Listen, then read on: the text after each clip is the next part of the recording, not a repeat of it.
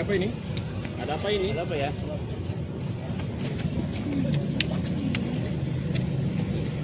Oke. Udah? Ya udah. Oke, Bang Dio mungkin bisa jelaskan kedatangannya hari ini ke Polres Jakarta Selatan. Hari ini kita ke Polres Jaksel dipanggil sama penyidik. Perkaranya Bu Erin ya.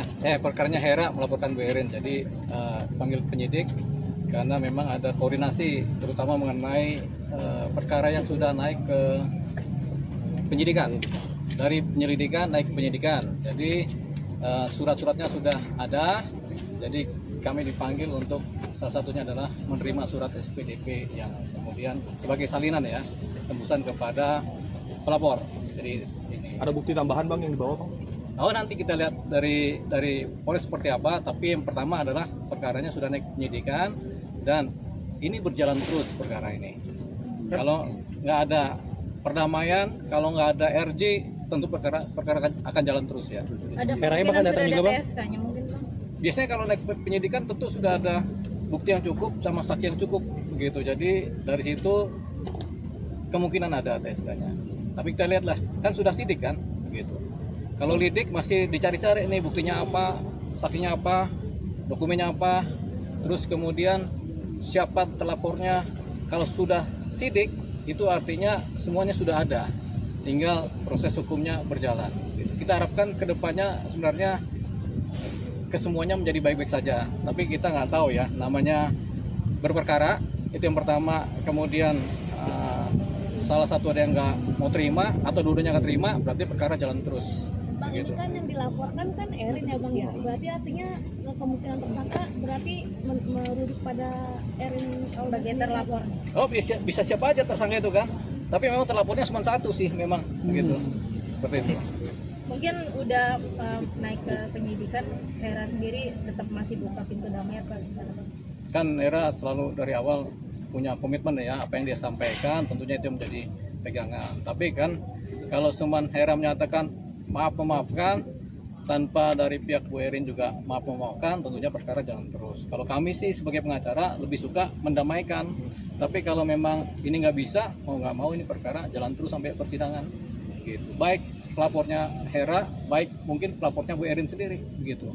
Bang, Soal soal perdamaian perdamaian itu itu sudah sudah dilakukan lalu gagal atau memang belum dicoba seperti apa Bang? Kenapa? Soal wacana perdamaian itu kan udah dicoba lalu Begini, gagal atau ini seperti kan kita harus mengikuti proses hukum dulu. Setelah ini proses hukum ini, apa saran-saran dari penyidik, apa harapan-harapan dari kami, kan begitu kan, nanti kan disesuaikan. Kemudian apa yang akan dilihat ke depannya dari si pihak terlapor, kan begitu. Cuman kan ini baru wilayah pelapor aja sama para saksi kan, tapi wilayah si terlapor kan dalam proses sidik ini kan belum tentu dipanggil atau belum dipanggil sampai sekarang kan. Jadi masih di wilayah perubahan-perubahan BAP atau penambahan BAP khususnya bagi si pelapor. Karena pelapor ini kan tadi pelapor dalam lidik kan gitu kan, melaporkan lidik. Ketika naik sidik BAP-nya dirubah menjadi pro justisia dan naik sidik kan gitu. Jadi BAP-nya dalam penyidikan gitu. Jadi dirubahlah dokumennya.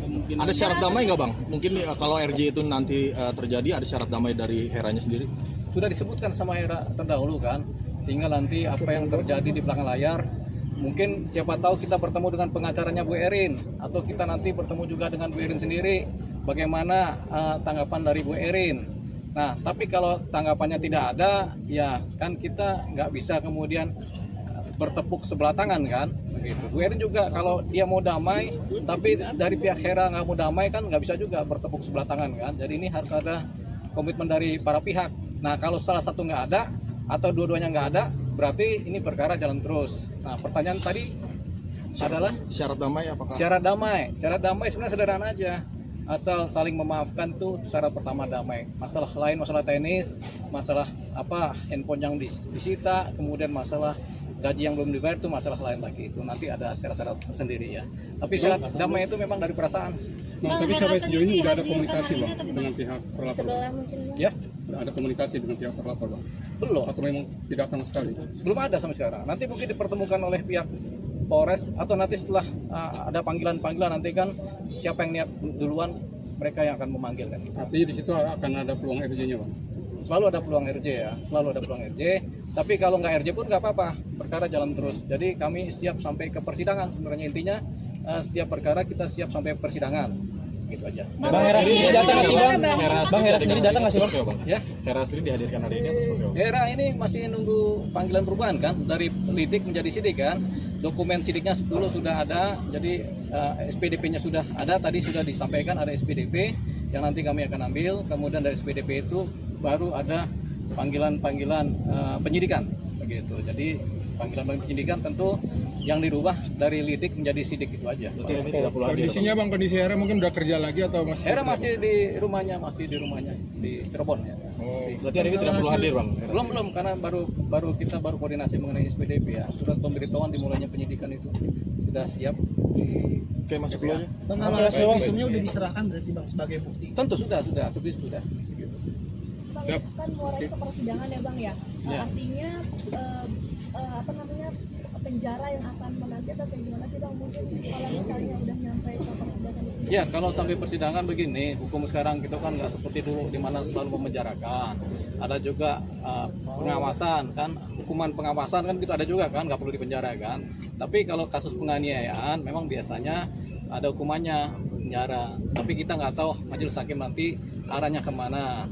Tapi sebenarnya kalau kami sebagai kuasa hukum, kami juga timbang-timbang apa yang disampaikan dari Hera, kami juga tetap membuka peluang untuk RJ, restoratif justice, tentunya dengan syarat-syarat. Nanti ada yang khususnya, yang umumnya tadi sudah disampaikan kepada teman-teman, yang khususnya ada sendiri. Apa tuh bang? Yang khususnya apa? Itulah, hanya kita yang tahu itu. Gitu. Secara umum pasal sendiri penganiayaan berapa tahun penjara sih bang? Ini kan penganiayaan ringan, 2 tahun, 3 tahun itu paling lama itu, dan nggak perlu ditahan kan biasanya kan. Tapi tergantung dari penyidik nanti prosesnya bagaimana. Hai, terima kasih sudah menonton. Jangan lupa subscribe, like, comment, and share.